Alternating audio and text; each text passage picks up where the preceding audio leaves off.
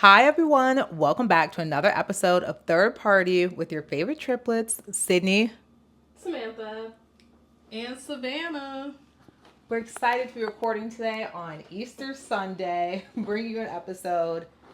And yeah, let's get right into it because we have a jam packed episode for this week. A lot of things have happened. And honestly, the main one that's just consumed my mind for the entire week was Summer House. Unless you live under a rock, I feel like you might not know the drama of the lore, but that's one of the topics for today. Yeah, we just need to discuss because the analysis online, I think many of them are missing the mark. I've been deep in the Reddit threads, so we got a lot to say. We would have recorded this earlier, but I had laryngitis, so I couldn't speak. Thank So God. so apologies that this might not be as timely, but it's still relevant as are all of our episodes. So, does anyone want to give the backstory for those who live under a rock and don't watch reality TV? Otherwise, I can give the synopsis. Okay, guys, it's so funny because Sydney and I got Samantha on this show first I off. started it Oh, Sydney first. started first, and then I started next, and then Samantha started. I was taking out my But braids and binged seasons. So, Summer House is a reality TV show on Bravo, which is based on people going to the Hamptons, living in a shared house together, and their weekends in the summer are recorded. If you guys don't live in New York City, a lot of times people will flee to the Hamptons over the weekend. So, this Not was Lee.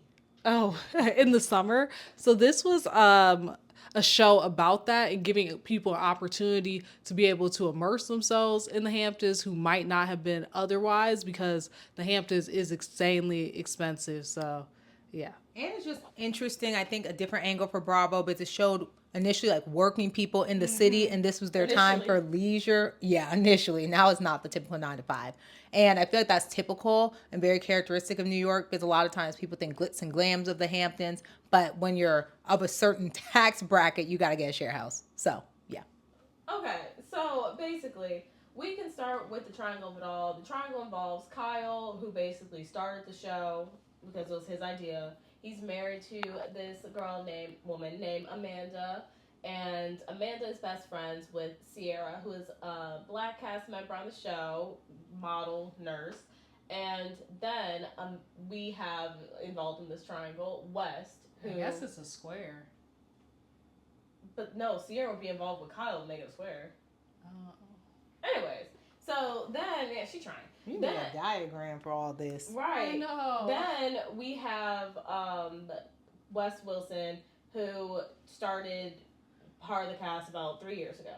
So that is the dynamic. We have a group of best friends, Amanda, Ciara. We have Amanda's husband, Kyle, and then we have Wes Wilson, complex man. Okay. Yeah. So basically, to keep it brief and non confusing for those who don't watch the show, West and Ciara have had an ongoing thing since he joined the show. I actually have no life and have rewatched episodes this entire week from the season that West joined. And West was kind of this affable, quirky, yet bold personality. And he basically swept Ciara, the model, off her feet because she was very guarded in relationships. She had been done dirty by men on the show in the past. And they had a little cute thing going on, but the telltale, like, common downfall is he didn't want to commit. So that whole season, it was a juggle between the two of Ciara not wanting to admit that she was really falling for him. Like, she was actually obsessed with this man now that I look back.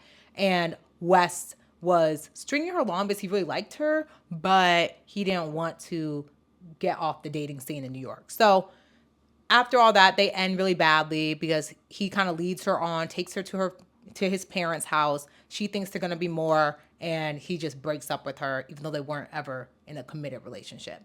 So the next season and this season as well, a continuation of that is Ciara no longer likes Wes, but she still kind of keeps the door open. She's becoming more cordial with him, and they're establishing a rapport and kind of joking like they used to because they started off hot and heavy like best friends. And in this current season of Summer House, we see them kind of establish a relationship again. Exactly. And also, one thing that really leads their relationship or precedes it, especially with the audience, is a will they, won't they dynamic. So there's going to be like a lot of flirting, a lot of banter, but then Ciara can turn cold, as Wes loved to say. And that is the current dynamic of the episodes that are currently out. Exactly. Realize we never told you the situation with Amanda and her current husband, Kyle. Yeah. If you don't remember, Kyle is the one who basically started the show, as Samantha said. So Kyle and Amanda are married, but they've had a tumultuous relationship because they're just very two different people. He likes to go out, party, have a good time, and he grinds during the work week. So this is really his outlet. The weekends are his outlet. Versus Amanda, she's more of a reserved personality. And I don't even think reserved in the way of like being friends with other people, but just reserved in the sense that she likes to stay inside. Like that's her thing. She's not one to go out and party in the same way. So they're just very different. And their relationship has just been on the rocks, and it has been announced this current season that they might call it quits with their relationship. But Right, is so shady. we Okay. know but in real time they now have been separated. They announced their separation in January. And divorce. And, They're not yeah, divorced. but They they're announced they a filed for divorce. divorce. Like Sydney announced it said, in yeah, yes. So they filed for divorce in January. Yeah, Kyle's a little much, but anyway, that's beside the point. Let's get to the betrayal. Yes, let's get to the betrayal. So basically, what took the internet by storm this week was, while Savannah just mentioned that Kyle and Amanda are separated, Ciara and West are having this will they, won't they dynamic. We come to find out that Amanda and West have been hooking up, if not in a relationship, for a couple weeks, if not months. And that shocked people because we want to remind you that Ciara and Amanda were super close friends. Might not have been best friends, but throughout the season, we see the relationship grow as best friends because the kind of binding glue, Paige Sorbo, was no longer on the show. And we credit Amanda's anecdotes in interviews saying that Ciara was her rock this season and vice versa, that they became really close off screen. Absolutely. So, yeah, basically, Wes and Amanda played in, well, Amanda's husband as well as Ciara's face. Like, they, in my personal opinion, have definitely been together since May. Like, to me, is when they even could have just started formulating something that was a little bit more than friendship of 2025. Like, it, to me, I felt like, you know, before they started shooting, because they shoot the show from July to August. Sometimes they touch some of the beginning of September. I felt like they definitely were together or like touching each other before then. Yeah. And so we'll link some resources. I've been in the Reddit thread. So if you want to do a deep dive, go ahead, use that. I'll link some TikToks. But basically, I wanted to know and discuss like three major things. One of them being just like friendship betrayal. I think looking back, we can kind of see that relationship between Amanda and Wes were brewing. But something I've heard a lot of people talk about is, well, I mean, they are kind of cute though. Like the tides are slightly turning. West and Amanda. Yes, like, oh, I mean, I know it was messed up, but those two are kind of cute together. So I want to know from your opinion first, if your friend was honest with you, like hypothetically, let's say Savannah dated Steven, a random man, and Steven and Savannah broke up. They were never like together long term, but Steven and Samantha have always had a great vibe, and they were. That's so disgusting. I don't know. Go ahead, Okay, go ahead. I like okay, this question. siblings, but they always I had don't a great vibe. Like you could see them being best friends, but Steven didn't know Samantha without Savannah. So, Samantha and Steven are like, like he's kind of flirting with me. Samantha thinks, should I ask Savannah how she would feel about it? Do you think hypothetically, if your best friend, okay, let's say best friend, not sister, was into a man and they actually could work out, you would be okay with that? Well, Savannah is my best friend, so like, let's keep it all the way real. Like, Cindy and Savannah are bae before anyone else.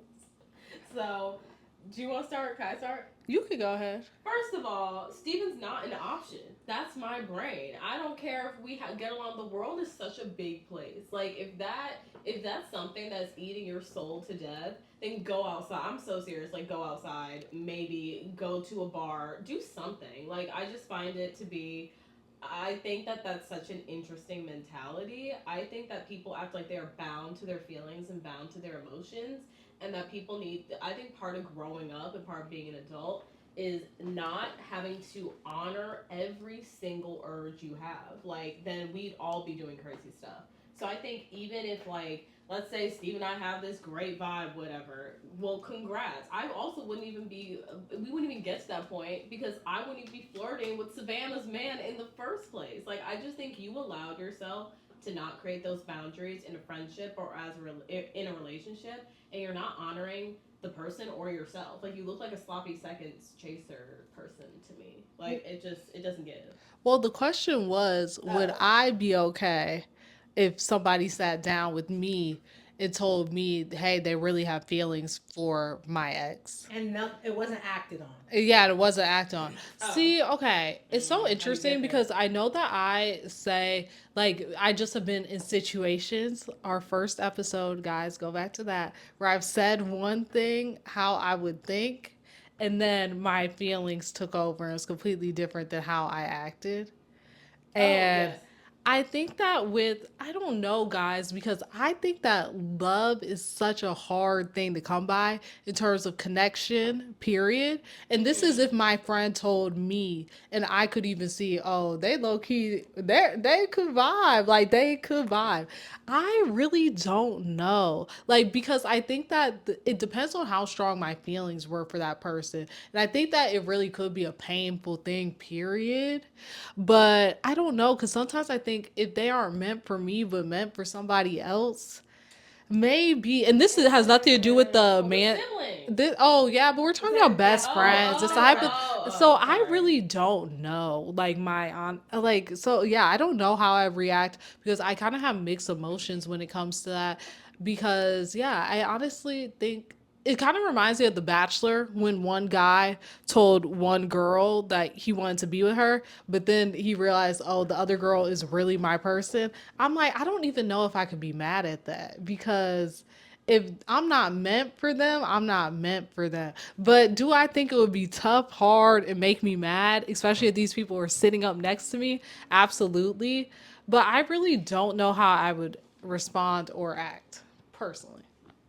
Yeah, I agree. The Bachelor situation, I mean, he did her a favor because those two are still Yeah. together anyway, Ari or whomever. Yeah. Anyway, I'm going to be honest. I agree. Love is so hard to come by. And if someone was honest with me, I'm not going to stand in your way, but I'm going to clap from a distance because I'm too petty and bitter, Yes. not bitter, petty and jealous to want that to happen. Because in this situation, Sarah was Oh, really, I'm not talking about yeah, this this was, the situation. issue was the 'Cause betrayal. Ciara had. Oh, sorry. And I also just want to make it clear that what I'm trying to say is, in Sierra's situation, she was in love with this man. So I Yeah. think that if I was in love with this person, it would be completely different. I'd be like, absolutely not. Yeah. But it all. If I'm not, then if it's just an ex, go for it. See. Let's say you were in love with them, but it's over. Part of me thinks, oh, he's an ex. He doesn't exist to me. You can have him. Like, if you have that great of a connection, feel free. I mean, who am I to stand in the way of love? Again, it will probably still be awkward, but I'm trying to be more mature these days, so I let him have it, truthfully. Okay, my all okay. Just even from the other perspective of being the couple, I think it would just kind of suck to start out that way because you have to move forward. And I feel like this is where people to me don't have self awareness. You have to move forward with the just seed implanted in your mind that your relationship with your friend is going to change. Like not even in a bad like.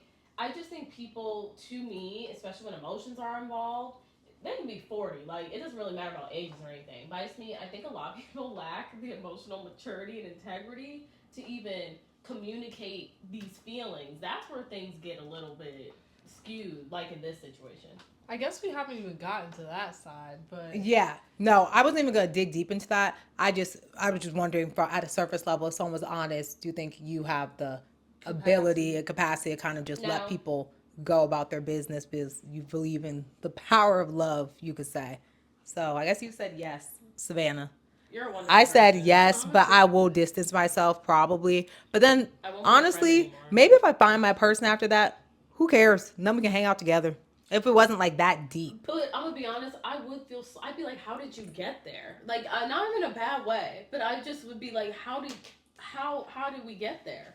Because I mean, people can fall in love in 5 minutes, so maybe I'm just crazy. Yeah. But yeah. Yeah, and I also think too, like when people all hang out together, like you become friends with people. Yeah. So like I don't even know if it necessarily has to be a sinister reason behind know. how But we it's a got question. there. But yes, I really don't know. I would have to be in the situation. But I think that I might be able to move forward and let them do their thing. I also think too, just culturally, I think that it is very high school as well as TV show where we see everybody mixing college. It's Love Island. too. Exactly. Where it's like somebody dated your best friend, now they're with you. We can even go to One Tree Hill, one of my favorite shows. If you guys haven't seen that, his name was it was right under the door. Peyton, I don't even know. Do you guys know what I'm talking about? Okay. Oh yeah. Never mind. Oh yes. Also, Team Brooke forever, always. I can't stand Peyton. Brooke is my girl. Brooke is my spirit animal, and she is that girl. I stopped watching the show afterwards. I had to cut them all off. Same. But anyway, we'll go back to the subject at hand. To finalize my answer, I really don't know. I think that love is hard to come by. And if someone was willing to sit down with me, have a conversation with me, and I had seen a vibe and I thought they would be a better match, I might gracefully bow out and let them do their thing. That's my final answer. Yeah. And to that point, the difference in our hypothetical here is that's what didn't happen in real life. So Amanda and West were posting content together and kind of leaving little Easter eggs on social media, and I'm sure probably in real life too, while at the same time denying the allegations. So West was asked point blank on Watch What Happens Live. Yeah, which is Andy Cohen's show. It's a talk show on the same network where they bring in guests from the shows that are currently running on the Peacock Bravo network. So, or NBC, whatever. You're right. Anyway, they were Andy Cohen had asked West point blank, are you in a relationship with Amanda? And he denies it. So they've been asked multiple times. Amanda, even online, left a comment saying thank you to a comment who said they're just great boy-girl best friends. So that's kind of what really blew this situation out the water and made people really upset because of the denial. And that's what kind of amplified the betrayal. So with that in mind, currently a lot of people online are more critical, I'd say, of Amanda than West. And I think this has led to a lot of debates. Some people arguing that a woman is always unfairly scrutinized and held to a different standard than a man, whereas other people are saying in this situation, they understand that the woman being the friend holds the more responsibility. Do you guys agree with that, disagree with that? Also, how does that kind of lead into just general culture as a whole? Do you agree like, oh, women are always more unfairly scrutinized, blah, blah, blah. You get the gist. Oh, Savannah, she was like, Oh, sorry. oh. Okay. I think that in this situation specifically, using the fact that Amanda is a woman and saying that she is being unfairly scrutinized is honestly, to me, a cop-out because I just don't think it's relevant to the situation. At the end of the day, she is the person who betrayed her best friend. Wes was a dusty ex who Ciara had strong feelings for and was in love with, but technically, he doesn't owe her anything since they aren't together anymore. Respectfully, just out of living in a shared house together and from his side, he was pretending to pursue her friendship this whole time. Like, sure. He wouldn't make me angry because we've seen who you are. We know who you are. But if my best friend was doing this to me, that's where the problem lies. And at the end of the day, Amanda does bear the responsibility. It is what it is. She can be We're going to cut it because Savannah just said something questionable. I just don't think it matters. Like, it doesn't matter. And I think that we, in our current culture, we like to make women feel small. And you are making a woman feel small. Like, she doesn't have a brain of her Are you own. saying like equal rights, equal fights? Because I think that at the end of the day, if we want to be perceived as powerful, we want to be perceived as independent. She has all of those things and is capable of making her own decisions. So we need to hold her accountable. I agree. And this whole "she's just a girl" thing is not it. She's a woman. I also think She got 8 years on us. I mean, I'm just putting it out like, there. When we were born, she almost 10. Like, what are we talking about? Also, young. like, I know, but I'm just saying, like, it is interesting though because I agree with Savannah. I also personally have not used the phrase "girl's girl" in my entire life. Like, I've never said that. I just don't believe. I think all of these things have infantilizing tropes and infantilizing outcomes. Whether the intention is to build women up, it will never hit to me. I think that a bunch of "she's just a girl" and "you can't help who you fall in love with" and all of these things, it shirks responsibility in a way that only a white woman would be allowed to be in that position. So, and also, if you even watch the show or you've seen clips or whatever has been circling around, you know how deep Amanda and Ciara's relationship and what they would talk about, especially like that was just like kind of there, it was like an Oprah relationship where you're getting deep, you're talking about things you're insecure about, etc. So I just think that as a woman, um you have an ability to cause harm. Like, let's not act like as a woman that means that your actions soften the blow. Like, impact is impact. So I don't really care about who did it. I just care about the fact that at the end of the day, Ciara screwed over. Like, let's just keep it a bug. Like, they played in her face. And like and Kyle's as well. So I just think it's a respect thing, and I also feel like, especially with how long of because that's almost a year. Like, if we're even talking to now, because they're still messing with each other, I think that just the way that, especially it's such a like New York group, I don't know how to explain it, like the way the friends were aware of it, the way they're posting online, the way they're posting these songs and stories, they think it's cute. That's another thing to me where I think it's disrespectful, because like you're going on these little dates, you're having these rendezvous, they're romanticizing their disrespect. And I think that overall shows how little, especially Amanda, values Ciara as a person. Like, not even just a friend, but just as a person. And then best believe she probably called her up being like, "Oh my gosh, I'm having such a bad day, can we talk about blah blah blah blah." Like, it's just you're living a double life, and for a friend I think that's just so insane. Yeah, it's just very no integrity. Like, that's basically it. Like, women don't have to have integrity, and if they do not have integrity, you can call them out. Like, anyways, yes, that's me. All right. Well, I'm not going to beat a dead horse. I think I agree with everything you guys just said. So I'm in alignment. Anyway, I'm going to get into like the second theme I kind of saw from this. It was honestly just the complexities of dating while being black, specifically in white spaces, because if you haven't seen photos of these individuals, Ciara is an African American woman and everyone else in the story is Caucasian. So I think that led to various challenges, many of which were discussed on the show, but others that were discussed just in this apartment, because we also are African American ladies dating in predominantly white spaces. So one thing that I kind of thought about was the concept of not feeling as like sexually liberated or sexually free as a black woman versus a white woman in a lot of these spaces. And I think that's something Ciara struggled with as well. I'm rewatching all the seasons, like I mentioned earlier. And at the beginning, Ciara was not open to sleeping with Wes, even though it literally been 6 weeks in a shared home, a few dates here or there. She would not like seal the deal with him in that way. And that led to Wes being like, well, I'm not gonna like lock it in with you if we're not having sex, basically. So eventually they did end up sleeping together, which is part of the betrayal in all of this, because it takes her a lot to get to that point with someone.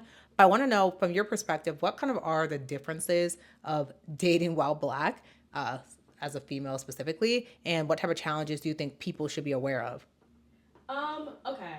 I will also want to point out that Ciara is unambiguously black. Like, maybe if you, I don't know, like she's not like she's not like passing for a white woman. She doesn't have curly hair. She doesn't look like Lotto. Like, she is like our skin tone, and I think that that adds such another element of scrutiny, and that you have to move a certain way as well, because like they know you're black. Like, you're not. There's no hiding anything. I think that dating as a black woman, you do have to move so carefully, and you can get played, especially in major cities and actually everywhere. Why am I saying major cities like that makes a difference? You can get played so easily and quickly and be embarrassed, and especially in these white spaces. Like, white spaces, as much as I saw some comments online, like, then don't go where you're not celebrated, blah blah blah. At the end of the day, it is her job. Like she's paying for her life and paying for her family's lives with this, so it's work. Like, it's just like being in the office and you being the only black person in the office, except you're all in bikinis. So I do think that in many ways, and this isn't even to sound bad, but I personally, when people talk about decentering men and moving in a way that's not male oriented and all of these things, men have never been centered in my life. Like, my dream problem would be crying about a man to my mom instead of 50 million other things. Like, it's just not really a big. I'd rather have a heartbreak than be broke. Anyways, but anyways, not like that. That's so But funny, Samantha. Because in my notes, I said, "Are we male centered or forced not to center men? Because if we needed males to center them, we'd be waiting for a long time." exactly, you're just waiting to exhale. Like, you're gonna turn black and blue and die. I don't know. So my thing is like, I feel like in many ways, Ciara was kind of silently judged by the other white women in the house with how she moved with men, and I feel like in many ways that does happen. Especially if you have friends of other races around you that may not understand what you're going through. Like, it's so interesting because people say to me like, oh well, how are you still single, or are you deciding to start dating? Like, I don't even decide to start dating. It really is, it just has to happen or it's not happening, and maybe that's on me, but it is such a tricky place to navigate. And yeah, I do think that just Ciara having these conversations or trying to have these conversations, especially when I see old clips of when her and Wes first were talking and stuff, and her not wanting to hook up with him, she was very clear on her boundaries with that. I do think that it's just such a, I don't know how to explain it. Like, I feel like if you're a white person and you're listening to someone like air their grievances, you really have to, like, I don't know. Like, you really have had to do the work, because it's just talking to like a brick wall, I think, a little bit. But yes, those are my thoughts. I don't know. I think it's just a tough situation, because the answer is, in short form, is that it sucks, and that's pretty much it. What was the question? What are some of the challenges of dating as a black woman in predominantly white spaces Oh, or at large? I think that just to fill our listeners in, because we know we have a pretty mixed audience, That's true. I think that just I'm trying to say this carefully, but I feel like from a lot of black households, specifically African American households, just because I'm not so sure about other types of households, I think that us as women or black girls, we're not taught in the same way as white girls to chase after a man. And I don't want this to sound offensive or anything like that, but I think that our parents, just based on the people I'm around, prioritize other things than a man. And we're often taught not to date. Like, dating is often not even on the table You better chase that until, degree. yeah, until you get to college. I think that a lot of people, the dating age in our community is a lot later than the dating age in white communities. And I think that is because obviously we don't need to get into the complexities of what our of systemic racism and all of that, but just in the sense that we know we have to secure our own, or it can lead to a dark path. Um, You're right though. Like, So I think that it's just a very different culture right there. So when Ciara wasn't ready to sleep with Wes, in many ways, that's normal for a lot of us. Until you prove yourself or put that title or not. No, I'm not. No, I'm not saying. I'm saying. Sorry. Let me. Yes, I meant the caution. When I mean not sleep with Wes, I don't mean like the whole 6 month thing. I mean in terms of not sleeping with somebody on the first date. I feel like that is normal in the standard. I'm not talking about the whole long 8 weeks. I just meant at the very beginning. I don't know that many people who look like me who are women who are even urging for that on date number one. Which could be true, but I'm just saying. I think that the end. I think that at the end of the day, a lot of black women move differently. Period. Like that's just the facts. And we're seeing as closed off. Yeah, I just think that we move differently, period. And I'm not talking about to the extreme in a Ciara way, but it's just very normal. And I think that's something that our parents ingrained in us. And yeah, I also think too that we have also just hearing from my peers have been ingrained to have very high standards as well. And while other people may see that as being picky or choosy, once again, it stems from we don't want to mess up our situations in our life. And yeah, I think that if you guys watch the show, Ciara talked about struggling with dating a white guy because a lot of people are like, oh my gosh, well, we told you that this white guy was going to play in your face. And this made her very emotional and upset. And while I get that, I think that is just because everyone watching the show, black people hold her to such a high standard and think that this girl is so deserving of it all. And yeah, I don't know. That wouldn't have bothered me personally, but I would have been embarrassed, but it wouldn't have bothered me. Like I'm not gonna cry. I mean, the writing was on the box for Yeah, all those people. but so in other words, I'm so boy TM. I don't. yeah, I know I'm going about this in a really roundabout way. Not really. And yeah, but I do think it is much more difficult to date as a black girl, just even in terms of not being the beauty standard, as well as another thing that has been talked about in this show is just not even being the one who's chosen to be in a relationship with at the end of the day. And I think that this can come from people of our own race as well as people who are not our race, that sometimes even though if you put in all this effort, you might not be the one chosen. And by chosen, I mean the one they settle down with. And I agree with all of that. And something I feel like happens is you go to either end of the spectrum because purity culture is very rampant within African American communities to me, just as a whole. Yeah. And there's many reasons for that. Like Savannah said, we don't need to get into the complexities of it. But I think it either leads you kind of like when you're, what is it called? like Tila Dunn. Well, yeah, I'm trying to think I can't remember.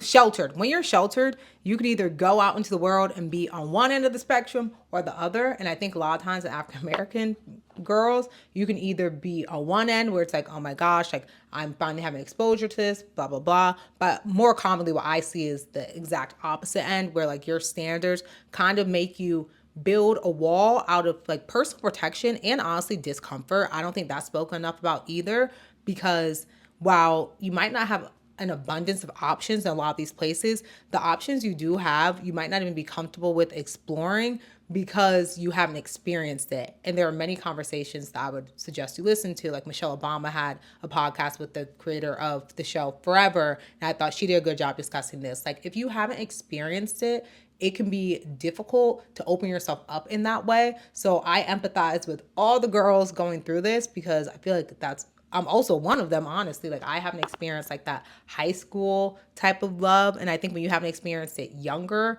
it can be more difficult to be more free when you're older. I'm not going to just go on dates with anybody for the fun of it. I can buy my own dinner. Like that's not fun for me. So I think it's kind of different. And just to set the scene too, a heartbreaking scene actually I was watching on Summer House was when another black girl in the house, Gabby, was talking about she literally had no dating options. And her sister just finally got into a relationship recently. And so she felt a lot of pressure.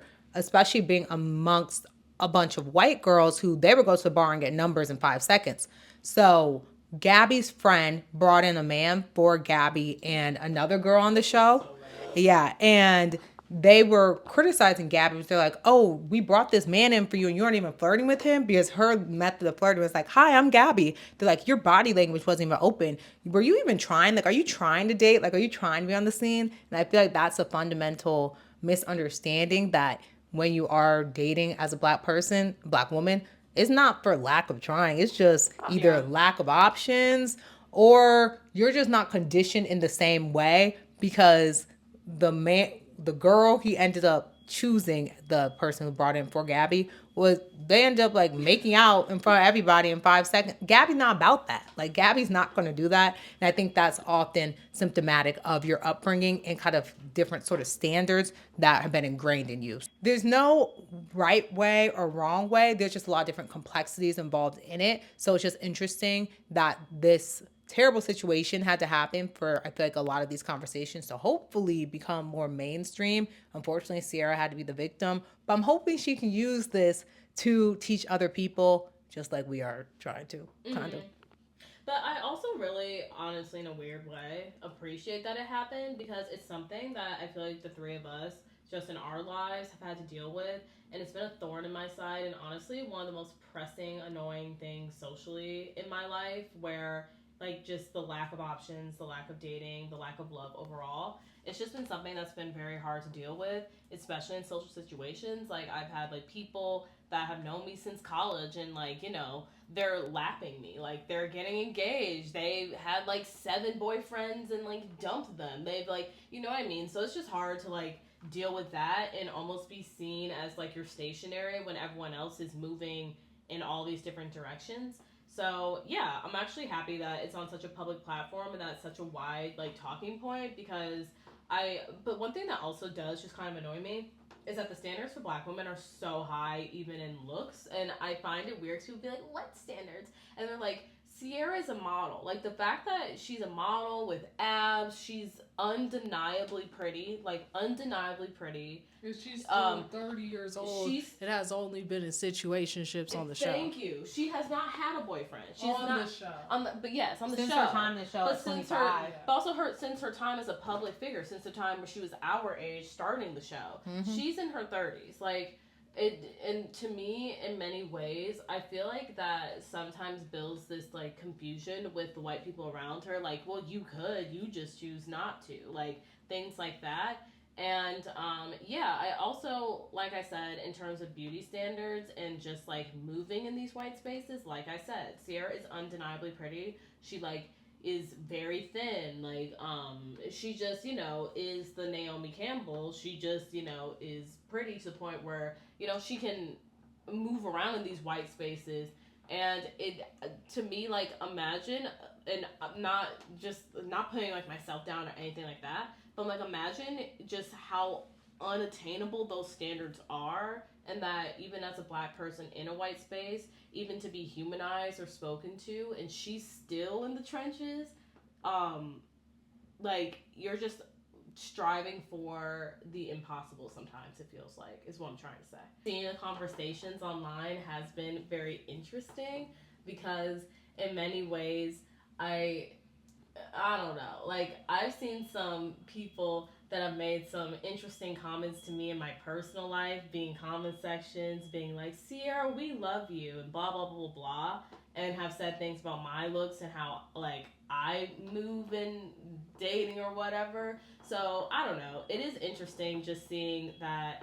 I don't know. I feel like people want to be part of the conversation, but like I said, no different than the other things going on out there. Like let's listen to people around us because the way it takes like a national story to have day-to-day conversation is interesting. But yeah.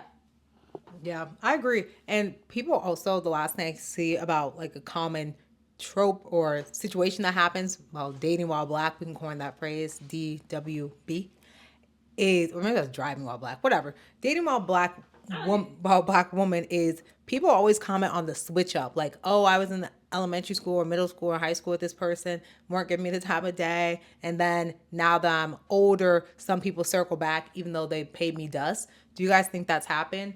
Just because I can think of one person from high school who was trying to get at Samantha in 2026, Oh. whereas it's so funny because like in 2016 that wouldn't have occurred, or maybe people just suppress, I don't know, but what are your thoughts on that? I think just like beauty standard to what I mentioned before, I think that people become comfortable in what they like as they get older. I think there's, I was gonna say, a bunch of little boys looking your way when you're young, but you're so tied to your friends and tied to socially what's hot and what's acceptable that I think can go one of two ways where you're just like, you don't humanize the black girls in your grade at all. You feel like, ew, I'm not gonna drag myself down socially by talking to her. I think the people that did do that, like either the black girls would have a decent social standing, so it would be okay and you get away with it. Like she'd be like a good athlete or just like popular or just like had aura, I don't know. But yeah, it's almost like you had to have a cosign to exist. And I find that that happens a lot in just these spaces. About the thing Cindy brought up, I definitely think that everyone has their quote unquote glow up after they grow up. That's just a part of it. Like, let's just like keep it all the way real. It was interesting because transparently in 2016, there was like a group hangout that they wanted to go. That this boy and his friends, when you have a group project and it's an odd group, he wanted to do something with his friends. They devised a scheme to leave me in his basement while they went to a basketball game. And his sister had to come get me from the basement and inform me that everyone had left and I was left in his house with no kids in there but his sister. So it was an interesting full circle moment that this kid was like, "Oh, you're hot now." But see, I never forget what I do, so I wouldn't even feel comfortable doing that, like personally. But people be forgetting. Like I let bygones be bygones. Sorry to put you on blast. No one knows who you are. So, but yeah, I guess it's just the classic post grad glow up, like in normal people when she was like, "Classic me. I went to like where the tables turned." Like that makes sense. Where she found herself and was just more sure of herself. Yeah, I think it probably does happen more frequently with black people. I do agree, black women specifically. It seems like they might have wanted you in the past if that ever happened, but the black person wasn't seen as good enough for them in that moment. So until they are free and they're like, oh, I actually do like black girls, they don't feel comfortable embracing that until they're older. And that's why we see a bunch of older white men they're probably my top demographic. An Yeah, older white man will hit on you or start talking to you if you are a young black female. absolutely. That's a fact. And they've never. And the thing is, and I'm not trying to sound bad, but I feel like black women to outside people, this just might be what I've heard older white men say just in public, that they exude such femininity and like we age slower, which like I don't know, just like all these random things where it's like a man would have probably, I don't know, maybe some old white guy now saw like the love of his life in the 80s and just didn't feel like he could act on it or something, and that the world was holding him back. Like he's just never let that go. um and yeah, I think a lot of people do, not even to sound bad, because they just don't humanize black women in the same way. I think a lot of people do like maybe marry not really their type or get with not really their actual desires, but what just to get by, like what society deems as more acceptable. So that's how you get, I don't know, randoms like that. Exactly. Okay, so the third thing I was kind of thinking of was a lot of people in this scenario, back to Sierra, West, Amanda, and Kyle, are expecting Sierra's best friend, Paige, who was a former person on the show. She has a very popular podcast, Giggly Squad. She has a large presence. They're expecting her to speak out. So she made a comment. She spoke about her podcast briefly, but some sleuths have found that she still follows West, which that's neither here nor there, but in this situation, he's the villain. So she still follows him. I want to know, in your opinion, what type of loyalty is required for you all specifically when it comes to your white friends, as well as what advice do you have for some of our white listeners on how to be good allies to their black friends? I think that when I I just think about loyalty and friendship as a whole. For starters, to me, believe all victims expands to a bunch of things. Thank And you. I think that one of the things that I have witnessed and been a part of is that I am not necessarily believed when I speak about racism that I've experienced, or just things that I've experienced that a white person would not, is automatically questioned from a lot of my white friends. And I wouldn't even say a lot. I'm sorry. I'm thinking about a specific person. You tell the story. Yeah, that's good. That was the exact story I was thinking about. But, Yeah, I'm gonna tell the story. Yeah, to share with you guys, recently, Sydney, Samantha, and I went on a trip, and we were introduced to one of our friends, new friends in the city that she now lives in. And the friends were nice. The girls were all nice, welcoming, and inclusive, and so were some of the boys as well. But this one boy in particular didn't acknowledge Sydney, Samantha, and I. He didn't even speak to us. He was quite rude, and we were forced to hang out with him on numerous occasions. So, And even for context too, it wasn't even like we were just in the room and he ignored us.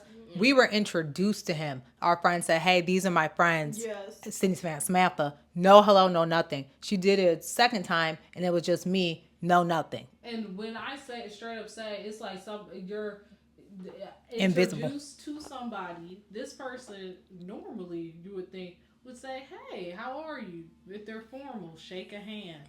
He just looked at you. Or look through you. It was Yes. crazy. And so when we told our friend asked us about this person because this is somebody who has made their way into their circle. She really likes this individual as a friend and thinks that he's a cool person.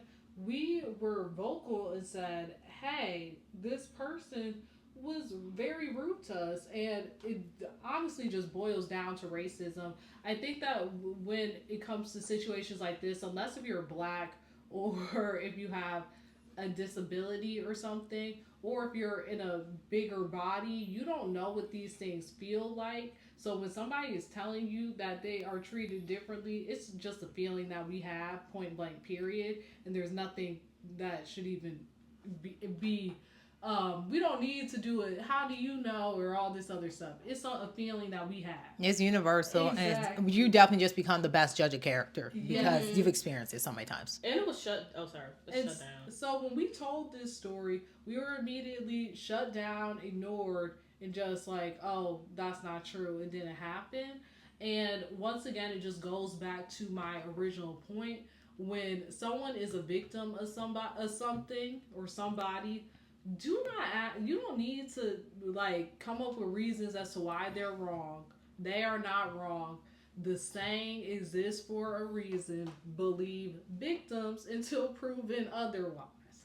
And I think that that is just something that in terms of being a good ally, it's just so important to believe people and not question people, because frankly you don't know and you will never know. So stop. Can I wake it up real quick though? Very. I actually would go on record and say I don't think it wasn't you weren't believed. It's I'm just refusing to act on this, so I'm just gonna ignore it. I think obviously like the line of questioning like, oh well maybe this and that, trying to find loopholes is trying to hopefully find it out. But I do think deep down a lot of people, which is to me is even more sinister, just refuse to acknowledge it. Like they know it happens. They might not experience it, but they can rationalize it in their head, but they would rather not face the discomfort of potentially having realized that their friend might have racial biases or be point blank racist, or they don't want to not maintain that relationship with that person because they know they're racist. So I think that's probably part of it. Maybe not even just like, oh, I don't believe you. And racism takes a form in many different ways. It's not always calling somebody the N word.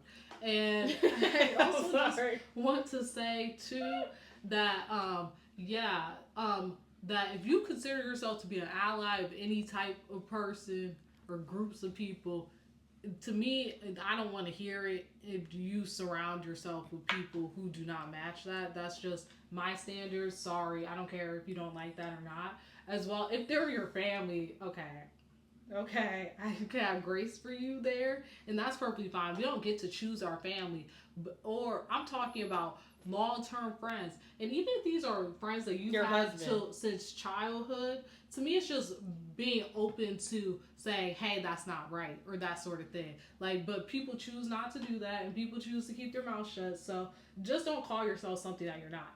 And then in terms of, back to Sydney's question, in terms of Paige not following West, the guy who wronged Oh, I'm Ciara, following him. unfollowing him on social media, I'm 100% now. Sydney and I had a conversation about this morning because I brought it up. I 100% think she should have unfollowed that man. Yes. Because it also just shows to me that her friends who do have her back are standing on business. Because she should not, like, just unfollow him. It's not that hard. And I don't want to hear maybe that's something she hasn't thought of, because this is a person who does content for a living. Like, he should get the block unfollowed quickly. Yeah, that was Or the only reason why maybe I would still follow him if I'm gonna be somebody's friend a is to sleuth. DM him bad things and be up in those comments. Cause I would. I'd be trolling. If I was going to keep on him. But we're not here for cyberbullying. That's not about us. We're bigger and better than that. So I would just unfollow him and block him. And also, I do think that this guy West who we're talking about, he's someone who thrives off of social media fame, and the girl Paige has such a huge following. This just further gives him validation, and it just gives it a cosign. Like, oh, I love Paige. She follows him. Okay, I can admit I still like him too. Yeah, and I also think this is why I just personally do not call myself a feminist. I call myself an intersectional feminist because I believe those are two very different things. That's why I say I've just never said girls girl. I think these are just very one lane white woman for white woman ways of talking about things that, like, we say like all women, but it's crickets when it comes to black women or women that don't look like white women or fit a beauty standard. And I think that even when it comes to, like, there's also like a male element. Like, our friend at the time, because it was a guy who was cool, who had clout in that group and in his community, it the caste system created itself. Like, we're at the bottom of the totem pole, and she honestly, it was like we were complaining about our McDonald's order or something. Like, it was like, I don't feel like hearing this right now. I don't want to acknowledge this, and I'm shutting this down. And it felt like on a girls trip where you have a fight instead of something that was actually just unjust. Like, I'm not going silent treatment for silent treatment because you don't feel like acknowledging what shouldn't even be an elephant in the room. I think also, if you have friends that don't look like you are signing up for a friendship that comes with, number one, learning. It just is what it is. And you're signing up for everything that comes with that friend. Like, you don't get to pick and choose. I know some of y'all do that with your husbands, no shade. But you don't get to pick and choose what you want from a person and what you're willing to turn a blind eye to because you're uncomfortable. So I just find that a bunch of people will, have these men around them that, are Trumpers or have terrible values and terrible beliefs. And then they'll still say, well, no, I'm super liberal. But, like, and that's where, to me, I personally have a qualm with Paige, because at the end of the day, the man that you wanted to or were moving that direction of marriage and all of these things, her ex is, like, he doesn't believe in rights like that. Like, let's just keep it a buck. So I do feel like people think that there is almost like an excuse with these men to hold on to them or to not fully cut them off because they are men and they offer some social currency, where I do not care. I will block you. I will not follow you, just because, to me, if I'm supporting you, then I'm 10 toes down. I want you, people want to be safe spaces, but then they don't, like, clear the space so that it is safe or someone would feel comfortable going to somebody. So yeah, I just feel like you can't be like on and off, in and out, all these things. And yes, these are things where people can, like, learn from it, take it, and grow. But I just think at this point, like, we're all grown. Like, you really have to move with integrity, because it's just weird, because I feel like people understand, like, the nuances and the ins and outs when it comes to, like, relationships or other things, like supporting women in the workplace, like, just very black and white topics. But then when it comes to the element of race on top of that, everyone is confused. So yeah. And yeah, I also don't even think it's as clear as, oh, they follow Trump. There's so many other examples, or they support Just Trump. disrespect. Yeah, it's just like the disrespect. But what I also wanted to think was, if people are curious, like what would allyship look like? Like how would you guys have wanted our friend to handle it? Because I'll tell you how I would have. If it were me, something as simple as, oh, I completely understand what you guys are saying. I'm so sorry you had to experience that. Do you think they need to take a step further and have a conversation with that friend?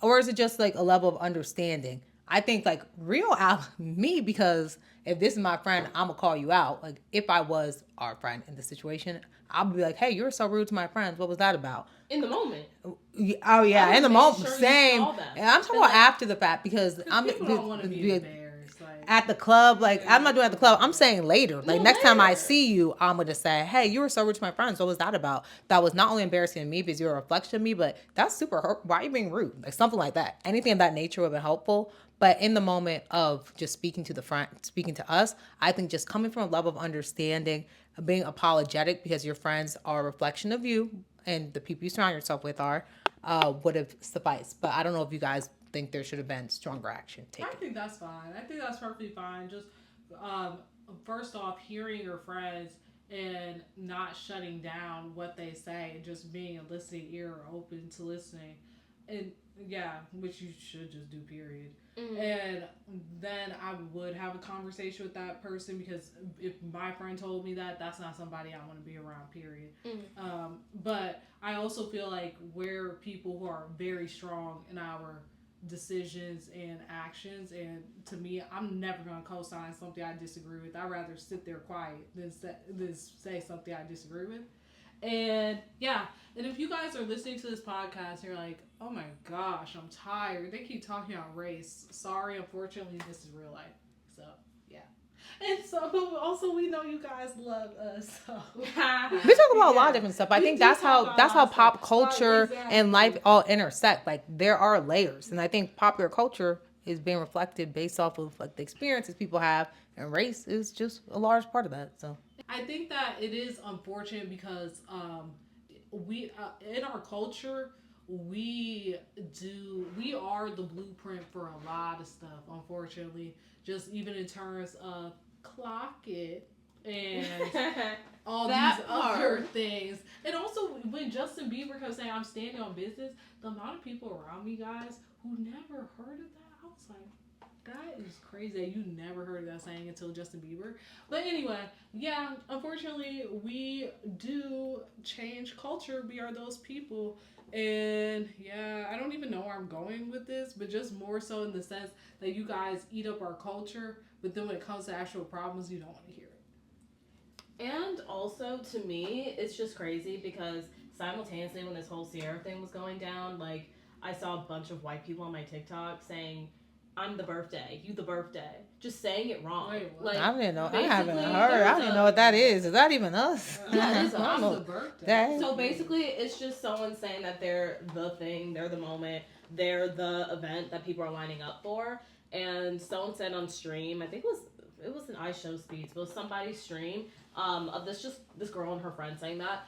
And the amount of it just moves at such a rapid pace because this was last week. So like people taking these things, or even someone saying like the saxophone's playing louder because I didn't get my shade of blonde, and then the saxophones are playing. No, okay, guys, like it's just so many. The way things change at such a rapid pace, and no, like in a culture that ultimately is not theirs, is very interesting and telling. Like people will be arguing with about why something isn't racist and being like period after they're arguing. It just doesn't. It's just the jokes write themselves.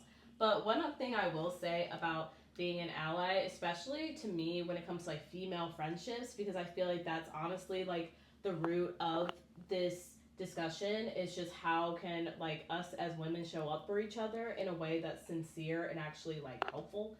I think that if you're like, you know, with your friends that don't look like you, etc., and even when it comes to like, I think an example that I would like to touch on is on the show when Ciara was talking about being the first black cast member on the show, and they were all sitting at the table at dinner, and it was like the whole cast was having a cast dinner.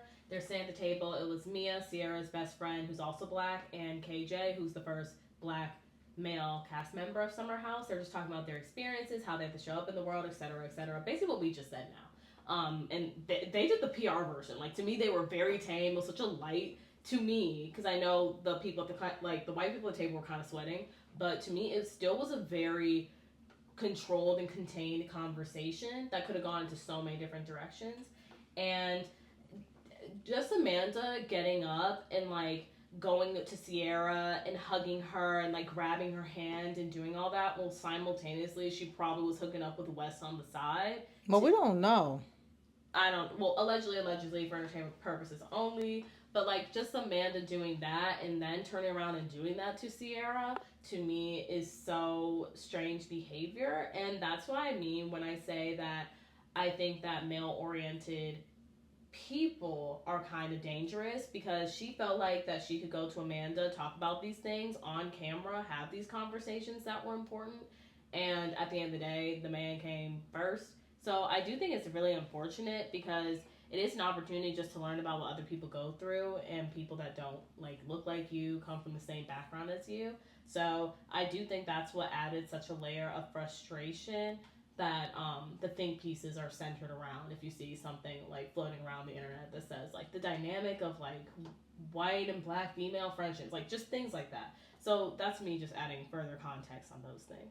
I'm not going to keep going on, guys, because yeah, but a point that I just wanted to make really quickly too is that when we have these conversations about race, because on Summer House, this has been one of the few times where conversations of race has been magnified, especially because they did bring new black people to the show this season, is that when we have conversations with white people about race, I can feel my heart racing. I can literally feel myself having a physical reaction. And maybe we do need to go to therapy for this, but I just want to paint a picture for how hard it is for black people to even open up about these conversations in white spaces, and that it literally takes me back to a period of my life of being the only one in the room. And that's just a feeling of anxiety, discomfort, and stress that you have not experienced until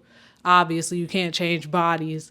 But yeah, so I just want to paint a picture for just how hard it is to even have these conversations, that it's a level of literally your body having a physical reaction. And I know that Ciara, she was the one on the show who led this conversation. Even though they were not talking at the moment, once she brought it up, I know KJ, who's the first black guy, and then Mia, who's the other black girl, I could just see their bodies immediately tense up. And yeah, that is an experience that your black friends, Asian friends, POC friends are going through every single time they have these conversations with people. I mean, even just to mention MLK Day, I'm like, oh, that's me on point. Right. I'm on point. It'll be in the team's chat. I'm like, oh, let me react. Yeah, no, I agree with everything said. I would be curious to know if you want to leave in the comment if you are a white person, because there were some good people in this episode, like Kyle. He's the ex-husband of Amanda. I like his responses and reactions to things. I think he really takes it in and tries to show up. So, I ride for him in that sense, but he wasn't a great husband on the show. Anyway, I am curious to understand. So this is a question for you guys. What it is like to be on the receiving end of these conversations? How does it make you think? How does it make you feel? And does it lead to a sense of empathy, or do you feel like you walk away and just keep on living? Like, I'm just curious, because I feel like a lot of white people mention that they're uncomfortable speaking about race, but I feel, obviously I can only speak from my own personal experience. I wonder what that discomfort feels like and shows up like for you. So if you want to provide context, I'd be interested to know. Just to make a long story short, I feel like personally, when it comes to like how you can like support your friends and just be there for them, to kind of close out, I guess, my long rant, I like basically around this time last year, and this was such a not even that big of a deal situation, but it became a big deal with the situation based off of how this girl that used to be my friend treated me. Basically, my friend and I saw the same guy, didn't know. I figured it out, not that big of a deal. But the way she said to me, like, we both have blue eyes, we both have similar values. Like, I just can't believe he thought you were pretty, essentially. Like, I just don't. And I'm gonna be honest, in many ways, I was happy that she shared how she actually felt and her actual thought processes, because I don't like fakeness or anything like that. So in many ways, it was honestly a blessing, because she was just straight up like, I don't understand how I could even be in this situation with you. I do think that in many ways, just thinking about that and then thinking about like this situation with Ciara and stuff, I think a lot of the main problem is just humanization, and just humanization in all aspects. Like, think about why you're actually friends with this person. And yes, you like their company and stuff, but like I said, like, being friends with the person means you're friends with everything that is around the person, not just an idea or a caricature of what this person could do. What? Why are you laughing? Oh, I'm not laughing at Samantha. I just want you guys to know transparently, I didn't like this girl for a long time. Like, Well, yes, a lot of bro, people did. I didn't even like this girl, period. He must be a hoe. He must be a hoe. That's how they and I'm think. like, But to me, that's literally the first thing she said, and like Sydney kind of just down the background. But exactly, it was like that situation. Like, he really must want anything. Like, the first thing she said was, "Oh, he must be a whore." I think that's a very Which, interesting. To me, I think when it comes to even how Amanda felt, I feel like Amanda felt Ciara wasn't bringing it like she could bring it personally, and that they were just more suited to each other. You know, didn't understand why, but she just felt like they would have more in common than she does. Which, in many ways, yeah, she's right. They're both white, but you know what I'm saying. I just think it just disregards the person. But you know what I'm saying. I don't know. What were you saying? Sorry. I think that just at the end of the day, it just is. You just need to evaluate your own racial biases, because at the end of the day, I like all different types of people. I like guys of all different races. Personally, if you're attractive, you're attractive to me, and it doesn't really matter. Like, I just think that so many different races are attractive. I So don't know, though, good because- for me. But I think that they don't see it like that, just in the sense that, oh, like they're so far outside of their type. If they're liking a black girl, then they like a white girl, when it doesn't matter. People can be attracted to different races. Like, don't even, I would never even vocalize that. Like, if you think it, take in why am I thinking this way. But yes, in terms of Samantha and her friendship, I'm sorry you had to go through that. I never liked that girl, if I'm being honest. Well, I'm sorry. I mean, you're not wrong, Yeah. though. Like, that was not trying to sound bad, but that's a relationship that did run its course. And it wasn't even just like had to this happen. person did anything. Like, oh well, yeah. Some I just people felt like are difficult people. they just made little comments. I'm like, nope, Yeah, bye. But yeah. exactly. Well, guys, I know we went through a lot. It's a lot to take in. I hope you enjoyed this podcast episode. Honestly, it was very therapeutic for me. But yeah, I hope you enjoyed listening. And that's all we got in this episode. See you in the next one. Also, if you want a part 2 or something where we talk more, because Sydney took the time to like do such a wonderful outline, let us know.